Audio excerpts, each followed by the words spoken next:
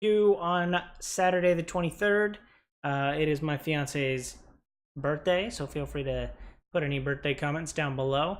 But besides that, let's move on to a pretty exciting week in video games.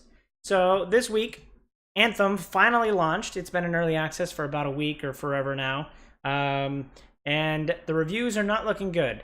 It's got a 60 Metacritic, and I think most of those opinions are based off of the game-breaking bugs that weren't fixed until the day one patch, which would have came out yesterday. So everybody, the reviewers, the community builders, the Twitch streamers, the YouTubers, have all been playing for a week on a pretty broken version of the game. So I think that drives down a lot of the sentiment in the Metacritic reviews you might or might not have seen.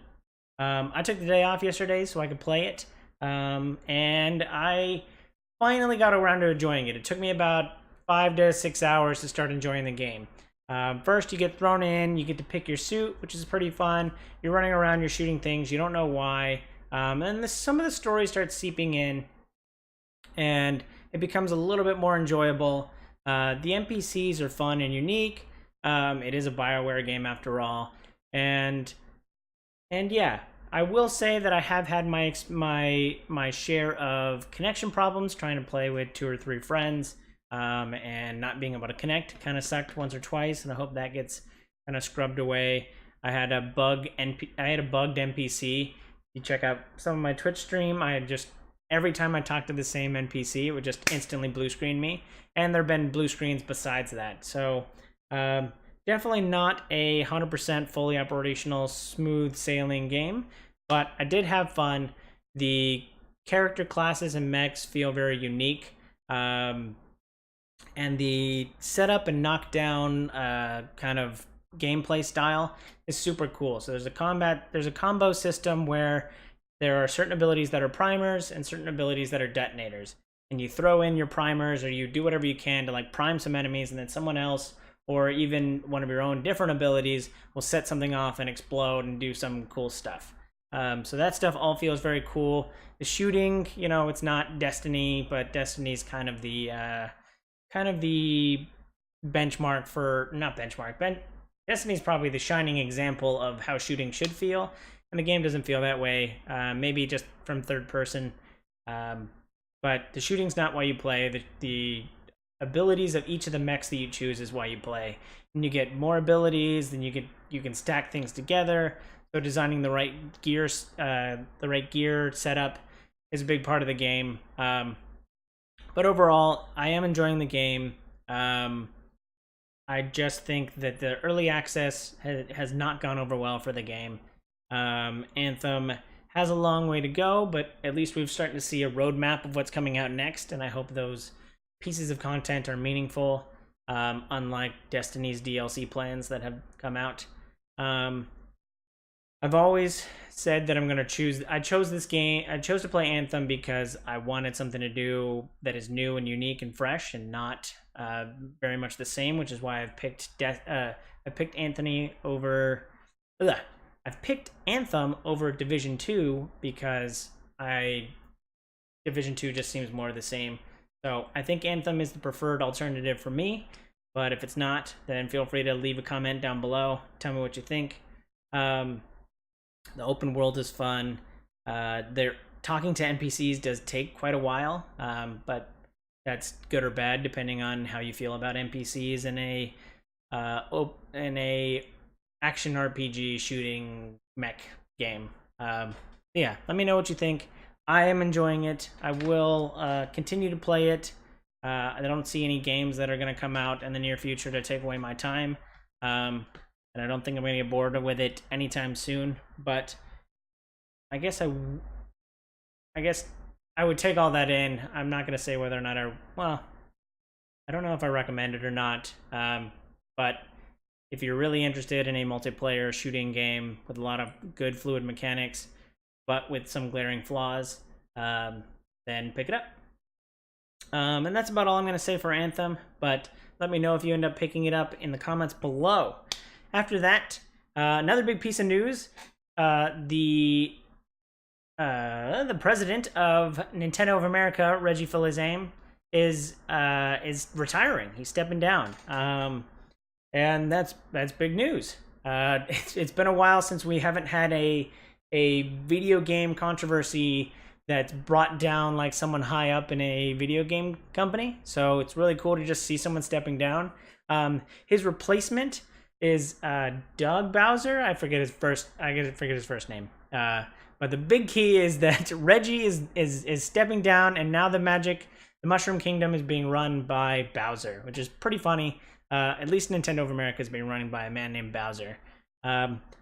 Pretty cool. Reggie has always been kind of a spotlight, a shining example of a leader in video games, and I've enjoyed watching everything he does. I love seeing him. He's very passionate, and he's just a really good speaker. I think he really, I don't know, he really embodies like a good speaking leader of a video game company, and any other leaders of video game companies should take him as an example, because I think he's done a good job over the however long he's been there. I'm trying to think of when I first saw him, and like he could have been there for most of my lifetime. So just super cool guy. I wish him the best, and hope that Doug Bowser has some big shoes to fill. So interesting stuff there. Moving right along, those are the two like really big things, and then everything else is just kind of Fortnite and Apex stuff. So what else happened this week? The Fortnite lawsuit against the Dances, Carlton, I forget the actor's name right now. Carlton his lawsuit came to a screeching halt. Nope, doesn't say it in the name. Came to a screeching halt when the Copyright Organization of America said that you can't copyright the dance. It's funny that the dance is literally called the Carlton, and he can't get copyright to back that up. So just interesting. I can't believe it's literally called the Carlton and they can't get that to work. But you can't copyright dances, so prepare to see all the flossing and all the famous dances you've ever seen in your lifetime get thrown into Fortnite for Fortnite dances, all for the low price of $4.99. Super interesting. I wonder if all the rest will just start falling like dominoes now that that's been ground to a screeching halt. Next, people, I don't know if this started with internet people or if this is something like in talks, but people want to put Chappie in Apex Legends. Now, I think one of the characters is like a robot mech kind of thing, so I'd love to see a Chappie skin for him, or something completely different, like a whole new character just for Chappie. And I hear the directors or the minds behind Chappie are actually on board with it. So let's see about that. I'll let you know as things develop in that area. But super cool. I love Chappie. Great movie. Love to see him in Apex Legends for however long I'm playing that game. Cool. What's next?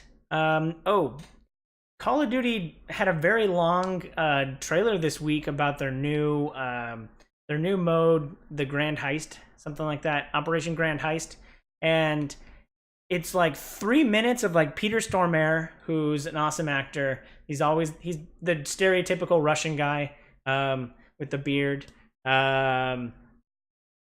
He was in what was he recently in? He was in American Gods. He was the Russian god, because he's the Russian guy. He's the Russian. Any movie you've ever seen with a Russian guy, he's got a very distinct accent. It's a little bit higher than I just did. Peter Stormare, he talks, and he did a Call of Duty Black Ops trailer a while back too. So you know who he is. What I'm trying to get to is there's a long trailer, and for like the first 3 minutes of a 3.5 minute trailer, he's talking about all the shit that's going wrong in the world. Pardon my language, but it's just hilarious. He's just like, the trailer's called The Replacer, and he's like, I'm just gonna replace everybody, and he's like, I'm gonna replace the president, I'm gonna replace these guys and that guy, I'm gonna replace the UN translator, and he talks about Brexit. So just a pretty funny trailer with Peter Stormare. So feel free to tell me what you think of that below. Last few stories, GameStop Pro Days. I believe GameStop's had the GameStop Pro whatever for a while now, and they're having their annual sale on that. And that is actually happening today. A lot of good deals on Xboxes. So if you want an Xbox One S or an Xbox One X, they were like $50 or $100 off. So tell me if you pick those up below. I still haven't replaced my Xbox One that I gave away to charity a while back. So it might be time to pick that up. And then last but certainly not least, don't forget to pick up your Apex Legends Twitch Prime packs. Twitch Prime has given away MTX loot box packs for several months now, and now that Apex is hitting the top of the Twitch charts, they were smart enough to give away Prime packs. So highly incentivizing those Twitch Prime members. So I will have a link down below to how to get your free Apex Legends loot boxes. Cool. That is it for this week in video game news. I hope you enjoyed. Let me know in the comments below if you think I missed anything. Hope you enjoyed this, and I hope you have a good Saturday, weekend, rest of your week, rest of February. Wish Angela a happy birthday. I love you, babe. Cool. Bye.